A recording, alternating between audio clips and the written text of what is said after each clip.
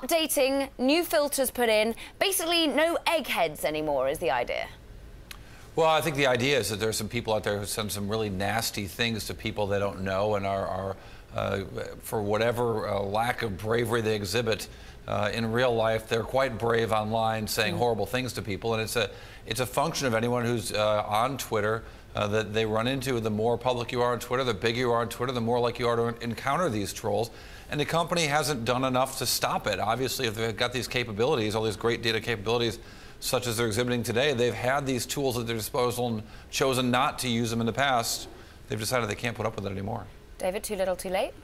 Well, I don't think it's too little, too late, but if mean tweets has become such a thing that it's an entertainment feature on television, I think they have a problem they have to solve. Yeah. And I'm really pleased to see them taking this step. And I do think it's not irrelevant that Mark Zuckerberg put out that 5,800-word idealistic statement about all the ways Facebook could make life better for its members just a few weeks ago. I think that's something of a prod here to Twitter, is to do something similar. I mean, it was notable, the New Year's resolutions that we heard from, notably Jack Dorsey. He put it out on Twitter saying what he wanted to hear from his user base and what he would put in place for 2017, Corey. And interestingly, still, the company does wildly well from public events. Look at it, record-breaking amount of tweets, but still doesn't seem to find the love from its user base to encourage any more to join. Well, so I think that this is, you're right at the heart of this, Caroline. I think that, you know, Twitter's, what's the biggest problem in Twitter's business model? Everyone knows it, right? It's the number of users that they have. So it's not just that the vitupertude from these angry tweeters and these Twitter trolls is a part of their business model. Indeed, these are people who are very engaged with Twitter and sending out lots of mean tweets. There's also the question of the validity of how many people are on Twitter.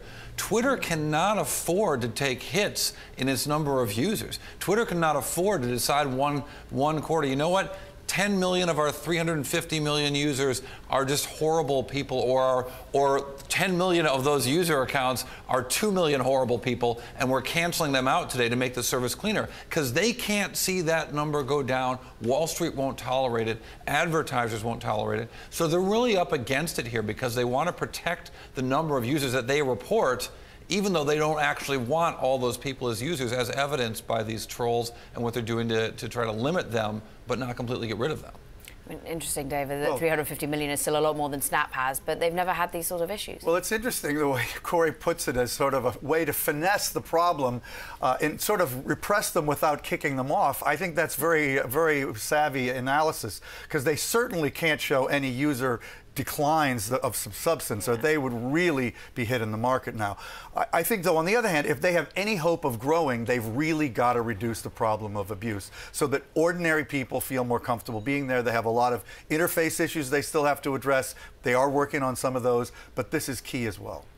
Corey, is there any catalyst for a change in the valuation of Twitter going forward? I mean, at the moment, it's still pretty near where it actually IPO'd from, not counting the 70% jump that we saw on the day that it did IPO. What are we looking for it to start to show some sort of beacon of light to the investor base?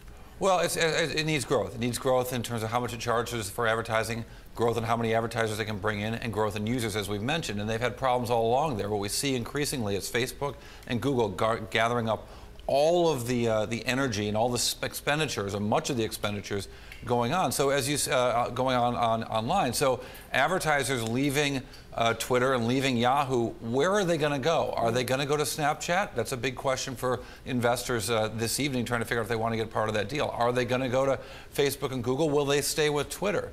You know, and the problem for Twitter here is, you know, as David points out, they want it to be a cleaner service without all these trolls out there. You know, I liken it to, you know, breaking up with a bad boyfriend. You might hope there's a better boyfriend somewhere out there for you, but you got to get rid of the bad one before you can find the good one. And this is the dilemma that Twitter faces here.